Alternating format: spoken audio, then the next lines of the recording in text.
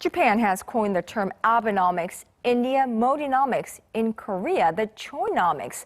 Well, the term Choinomics is nearing its exit from the Korean lexicon as a third partial cabinet reshuffle is set to take place very soon. What is Choinomics and was it a success or a failure? Our Hwang Ji-hye has an analysis of Finance Minister Choi Kyung-hwan's past policies as well as the challenges that lie ahead for his successor. Since July last year, when Choi Kyung-hwan was sworn in as the finance minister, much of the focus was on boosting sluggish recovery that was back then hit hard by the Sewol-ho ferry disaster. In response, Choi devised a $40 billion stimulus package and eased regulations to prop up the real estate market. The loan-to-value and debt-to-income ratios were eased, allowing homebuyers to borrow up to 70% of their property value and 60% of their income for mortgage payments.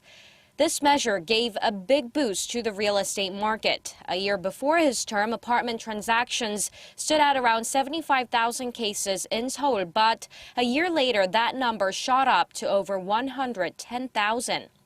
But the measures triggered a snowballing household debt problem that's now cited as a huge obstacle for the next minister. Many consider it a major potential risk in the face of a rate hike widely expected in the U.S.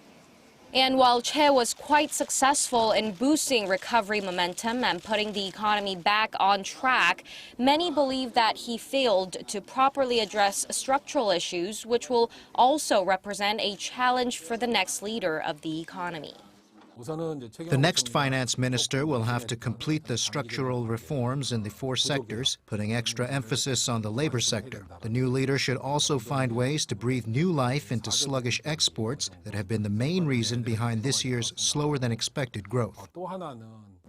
Experts add that the new finance minister faces a tough year ahead with economic conditions abroad worsening, not just with the slowing Chinese economy, but also with low global oil prices.